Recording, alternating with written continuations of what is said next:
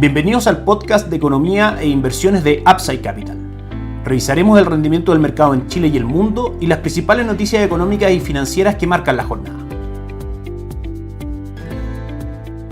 Muy buenas tardes, ¿cómo están ustedes? Martes 5 de julio de 2022, soy Ramiro Galeano, fundador de Upside Capital. Les doy la bienvenida a otra edición más de mercados en Upside Capital. Primero, como siempre, partimos por el mercado local. Economistas asumen alza del IPC del 1% más en junio, lo que dejaría la inflación anual a puertas del 13%. Es un titular de la edición de Babel del Diario Financiero de hoy, de un artículo que les recomiendo leer, donde aparecen proyecciones respecto al IPC de distintos economistas bastante destacados del medio local. Por nuestra parte, nuestras proyecciones se ajustan también a este escenario, también en línea con lo que comentó el Banco Central, que la inflación a final de año debiese tender a terminar alrededor del 10%, con un pic durante este trimestre que estamos comenzando, llegando al 13%. Por ahora, si es que analizamos, por ejemplo, el rendimiento de los fondos mutuos de renta fija, que a su vez reflejan el rendimiento de los bonos locales, podemos ver que el mercado local no muestra grandes caídas, todo lo contrario. La renta fija de mediana duración, de 3 años hacia adelante, fondos como por ejemplo el Itaú Dinámico, diversificado entre pesos y UF, marca un retorno del año prácticamente del 7%. Fondos en UF como el UF Plus, también de Itaú, marca un retorno del 7.3%, y fondos de duraciones más cortas como el ahorro corto plazo marca un retorno del 3.73% durante el año. Esto a grandes rasgos forma parte de nuestra recomendación de inversión, dado que vemos pronto un término del ciclo de alza de tasas por parte del Banco Central y luego una normalización que se traduce básicamente en caídas de la tasa de política monetaria. La relación de los bonos es inversa: si es que sube el valor de los bonos, cae la tasa de interés; si es que sube la tasa de interés, cae el valor de los bonos, etcétera. Entonces, en el escenario donde creemos nos vamos a encontrar, sobre todo durante el último trimestre de este año y el primer trimestre del próximo año, un buen escenario aún para la renta fija local. Por supuesto, los activos locales también están expuestos a otras dos variables de incertidumbre que se han planteado en los últimos días en el mercado local. Primero, la reforma tributaria, que el mercado sigue analizando, y punto número 2, por supuesto, la entrega ayer de la propuesta constitucional final de la Convención Constituyente al presidente Gabriel Boric, todo proceso que enmarca un cambio constitucional con reglas tan diversas respecto a lo que tenemos actualmente. Finalmente se produce un escenario de incertidumbre porque este proceso se dice que no terminaría ahí, vendrían reformas, etcétera, y eso claramente, por definición, la incertidumbre no comulga con los intereses del mercado. En ese sentido, no hay, por lo menos el día de hoy, grandes movimientos en las tasas, en la renta fija, ni en las acciones a esta hora en Chile, que suben un 0.09%, es decir, el mercado no acusa un castigo respecto a esta proyección de inflación, la reforma tributaria y la propuesta constitucional. El castigo en general de la incertidumbre, por ejemplo, respecto a la propuesta constitucional, viene ya incorporada en los precios hace bastante tiempo. El día de ayer el dólar terminó en niveles de 928, cayendo 4 pesos, el IPSA cayó un 0.09% en 4.989 puntos, y el cobre tuvo un upside del 0.76%, cerrando en 3.64. En el mercado extranjero tenemos varias noticias. Vamos a hacer la lectura de mercados anticipada según nuestro cronograma normal de este podcast, porque hay caídas muy fuertes en el sector de commodities, principalmente en el petróleo WTI, que cae hasta ahora un 9% a $98, y el petróleo Brent, que cae a 102,56, cayendo también un 9.67%. Si es que analizamos gráficamente, podemos ver que la corrección que se produce viene aproximadamente de los $111 hasta los 98,22 que cotiza actualmente. Una vez superado el soporte bastante marcado en $97, podríamos ir a buscar mínimos que gráficamente se encuentran alrededor de 87.09. Vamos también con el cobre, que a esta hora cae fuerte también un 5%, cotizando en 4,23. Si es que lo analizamos también gráficamente y se mantiene esta presión bajista, podemos ver que el cobre podría llegar a niveles incluso inferiores a los 3,50, que ya lo superó. Si esto se mantiene, los próximos precios a ir a buscar están marcados en el gráfico en la zona de $3. Vamos a ver cómo continúa esto. Todo esto se produce en un contexto donde el mercado Forex es el relevante, el mercado intercambiario de divisas, donde la paridad más líquida y más importante del mundo, el euro dólar, cotiza en niveles mínimos de hace 20 años atrás, principalmente porque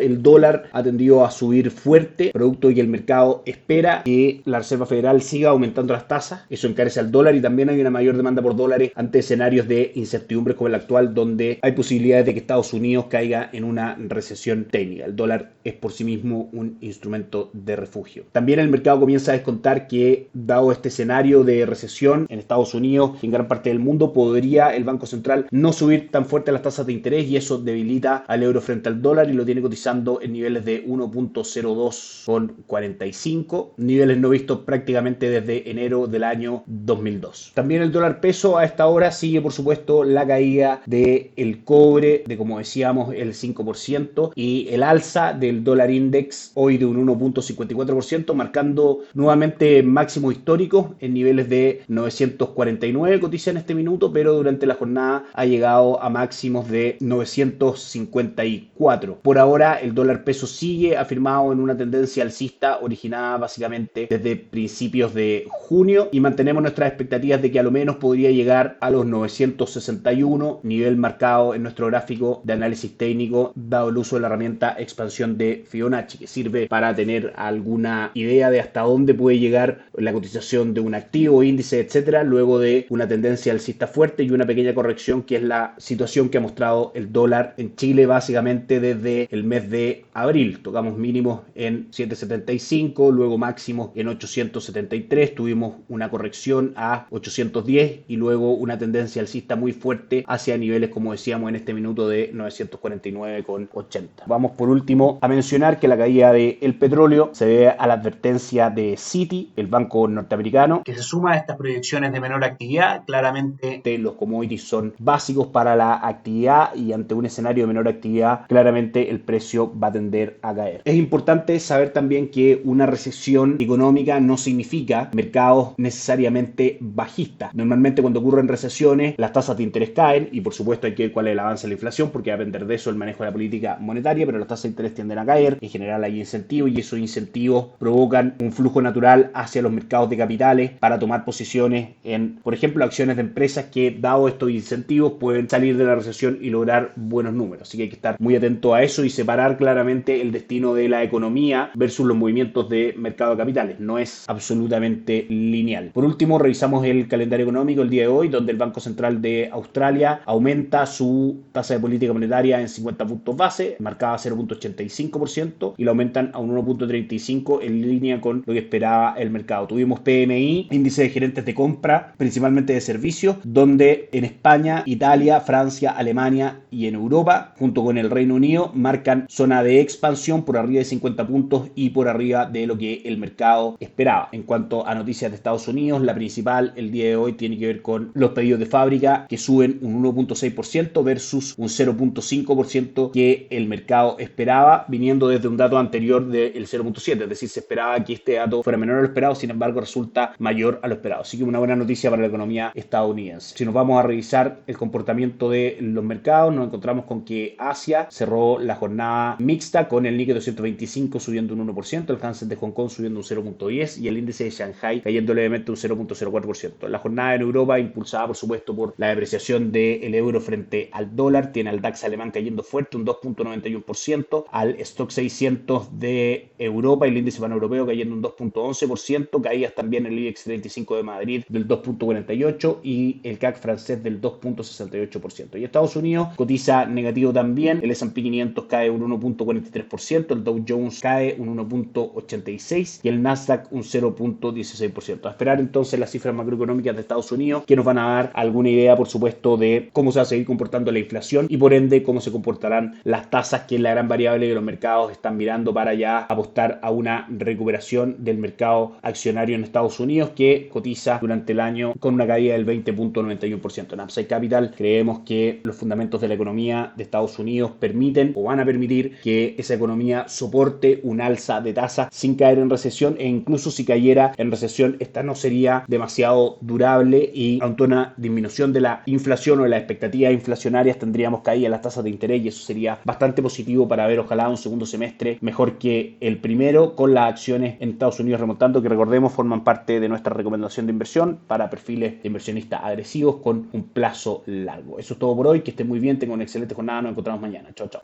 Gracias por escuchar el podcast de Economía e Inversiones de Upside Capital. Te invitamos a visitar nuestro sitio web www.upsidecap.cl y contactarnos para brindarte una asesoría objetiva, sin sesgo y con una mirada global para tus inversiones.